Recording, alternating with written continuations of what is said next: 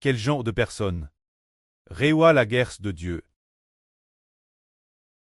et obtient le salut de Dieu? Est-ce par ses propres efforts ou en raison de sa naissance?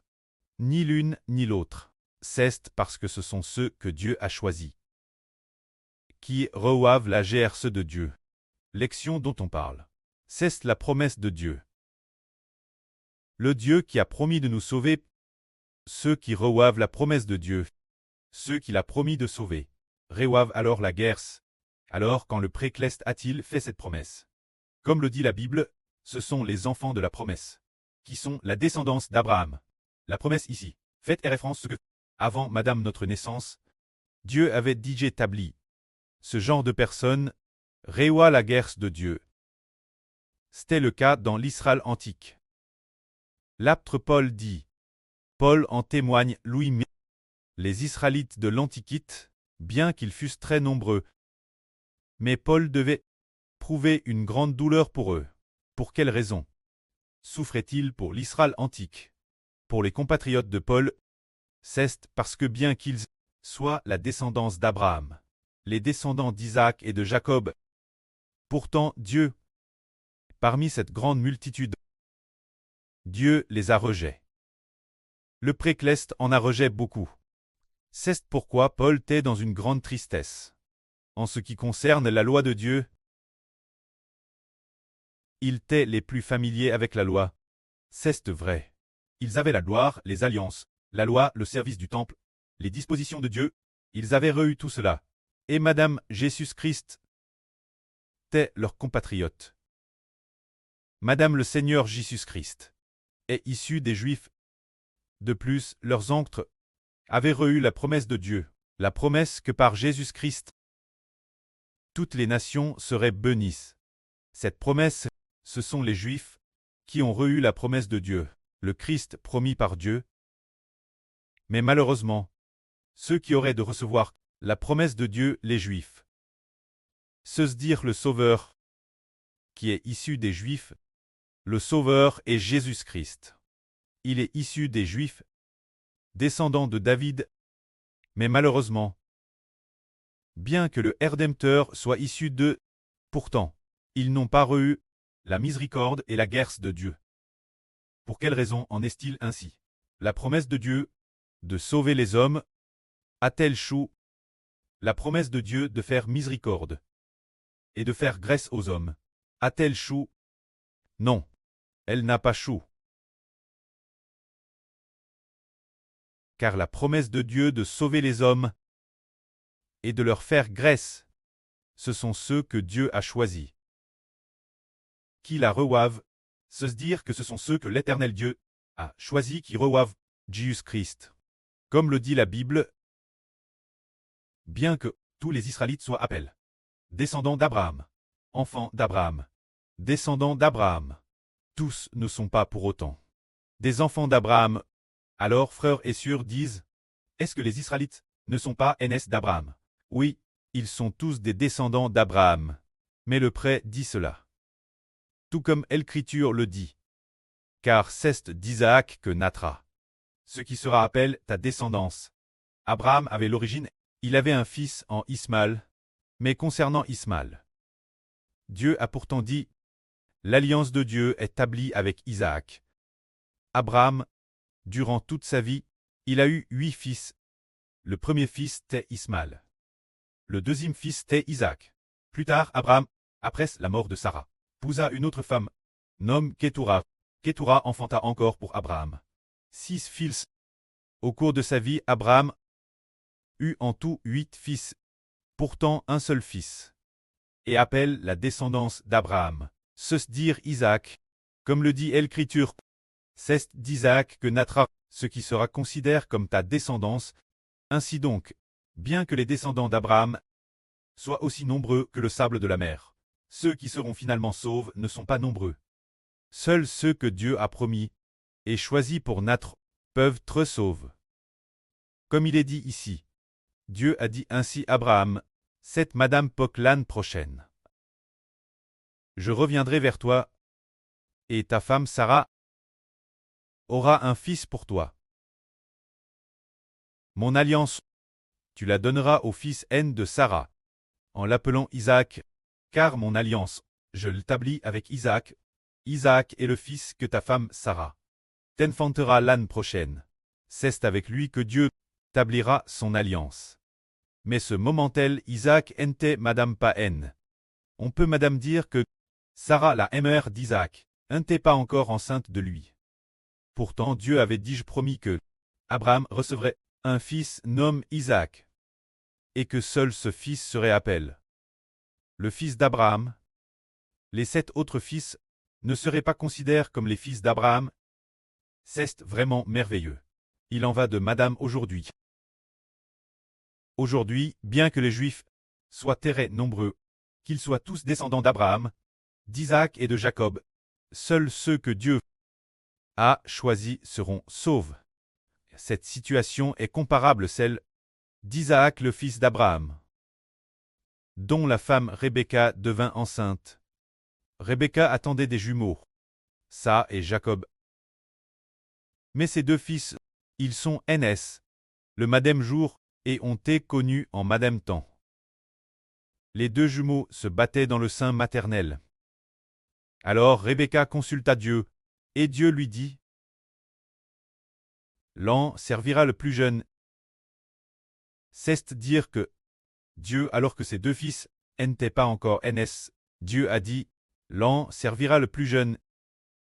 Ce qui signifie que Dieu avait dit DCRT, que l'an c'est dire ça devrait l'avenir. Servir Jacob. C'est ce que cela exprime. Plus tard en effet Dieu a dit, Jai aime Jacob, et Jai a sa frère est sûr. Voyez-vous, ces 2 jumeaux, il n'est pas encore NS, et ne savait pas encore qui ferait le bien ou le mal. Il ne savait rien, quoi il ressemblerait, que Dieu avait déjà établi, qu'il choisirait le plus jeune, et que l'an serait rejeté par Dieu, qu'il s'en irait, Madame Dieu jusque bien des années plus tard. Dieu a dit, Jai aime Jacob et Jai a ça. J'ai fait de ces montagnes une solitude, c'est ce que Dieu a dit. Cela veut dire que, quel genre de dignité ou de gloire une personne reçoit, ou si cette personne est détruite, Père destine la perdition. Rien de tout cela ne dépend d'elle-même. Cela ne dépend pas d'elle-même. Les frères et sœurs diront, alors frère Hubert, nous croyons en Jésus-Christ et nous sommes sauvés. Comment peux-tu dire que cela ne dépend pas de nous? Si je veux croire, je crois, et si je ne veux pas croire, je ne crois pas. Nous, ces enfants, c'est parce que nous croyons en Jésus, que nous recevons la miséricorde de Dieu, c'est parce que nous désirons la GRCS du Seigneur Christ, c'est notre propre choix. Nous choisissons, nous SM, de croire au Seigneur. Donc, nous pouvons décider, nous MM, de croire au Seigneur, de recevoir la GRCS, de recevoir le salut. Bien que ces paroles semblent indiquer un choix personnel. Pourtant, frère Hubert, vous dit en toute vraie, en apparence, c'est nous qui choisissons de croire au Seigneur, mais en réalité, cela ne vient pas de nous.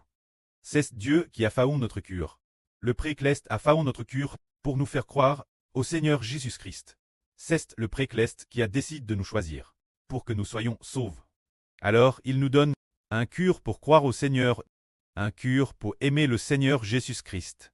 C'est ainsi que nous sommes sauvés, car le cure de l'homme, n'est-ce pas faon par l'homme lui-même. La foi, le cure qui croit en Jésus-Christ, ce cure croyant, est aussi donné par Dieu. C'est un peu comme le Pharaon, le précleste travers Mose, a envoyé 10 plaies pour frapper l'Égypte, chacune plus grave que la précédente. Plusieurs fois, le Pharaon a voulu laisser partir le peuple. Plusieurs fois, il a voulu laisser les Israélites quitter l'Égypte, mais chaque fois que le Pharaon voulait les laisser partir, Dieu endurcissait le cœur du Pharaon, endurcissant volontairement son cœur. Le but de cet endurcissement était que Dieu voulait accomplir de plus grands miracles. Pour frapper l'Égypte, alors est-ce le Pharaon lui-même qui s'endurcissait? Non, ce n'était pas au Pharaon d'en décider. Dieu voulait détruire le Pharaon. Il a donc endurci le cœur du Pharaon. Et ainsi il a fait mourir tous les premiers d'Égypte. Cela veut dire que, si une personne n'est pas choisie par Dieu, Dieu endurcit son cœur. Madame, si cette personne, si elle n'est pas choisie par Dieu, elle est déjà venue, parmi nous quelqu'un a appris la vraie. Il désirait ardemment très bâtisse, et désirait aussi très sauve. Mais, le moment venu, Dieu a endurci son cœur, pour qu'il ne croie tout simplement plus au Seigneur. Quelle en est la raison? Parce que si cette personne, n'est-ce pas celle dont Dieu a écrit le nom dans le livre de vie, ou dans le livre de vie de l'agneau. Aveugle sourd et au cœur endurci. Ainsi alors qu'il aurait des frères bâtir rapidement, et recevoir rapidement la GRCS, mais Dieu endurcit son cœur, pour qu'il ne reçoive rien. Cela nous fait comprendre que l'action de l'homme ne vient pas de lui, mais de Dieu.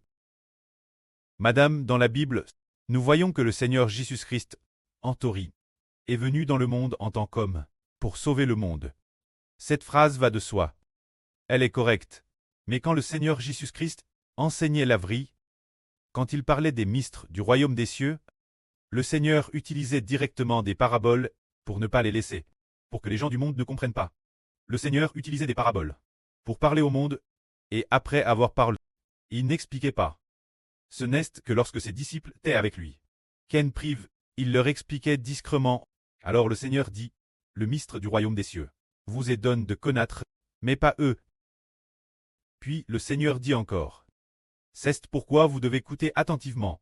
La parabole du semeur, nous comprenons que la parabole du semeur sert à faire croire les gens au Seigneur Jésus-Christ, pour obtenir, comme le Christ Seigneur, une gloire incomparable, cette vie céleste. Mais le Seigneur a spécifiquement utilisé des paraboles, pour que beaucoup de gens ne comprennent pas. Ne comprenant pas, ils ne croiraient pas au Seigneur. Quelle en est la raison? Parce que le Seigneur ne veut pas que ceux que Dieu n'a pas choisis. Le Seigneur ne veut pas qu'ils soient sauvés. Il ne veut pas qu'ils comprennent. Que pouvons-nous dire cela? Cela signifie que seuls ceux envers qui Dieu a de la compassion reçoivent la grâce. C'est un peu comme dans le christianisme. Il y a beaucoup de gens qui sont peut-être dans le christianisme depuis 40 ou madame 50 ans.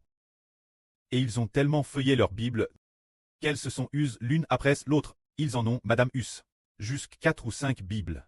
Mais si Dieu ne l'a pas choisi, bien qu'il ait lu tant de Bibles, il repartira les mains vides. Parce que Dieu ne les choisit pas. Ils ne font que savoir, que lire la Bible, sans comprendre comment aimer le Seigneur de toute leur vie. Ils connaissent bien la Bible, telle ou telle histoire. Ils la maîtrisent, l'ont apprise par cœur, ils connaissent bien de nombreuses histoires. Mais ils n'ont pas développé un cœur qui croit au Seigneur qu'il aime et qui est prêt à donner sa vie pour lui. Par conséquent, ils ne peuvent pas être sauvés. Ainsi, nous disons que sauver l'homme, non par soi-même, ni par nos parents, mais uniquement par la miséricorde de Dieu. Ceux qui le préclestent fait miséricorde, peuvent alors consacrer toute leur vie au Seigneur. Si le précleste ne fait pas miséricorde quelqu'un, peu importe ce que nous disons, quoi que nous disions, il dira toujours « Je veux aimer ce monde, je ne veux pas tout abandonner pour suivre le Seigneur, je ne peux pas renoncer mon fils, je ne peux pas renoncer ma fille, je ne peux pas renoncer mon travail, je ne peux pas renoncer ceci, ni cela. » Finalement, il n'obtiendra pas la guerre, car Dieu n'a pas eu miséricorde de lui. Mais nous, ce groupe, qui avons eu la miséricorde de Dieu, sommes bien disposés, tout abandonner pour suivre le Seigneur. Que la gloire soit auprès et au Seigneur. Amen.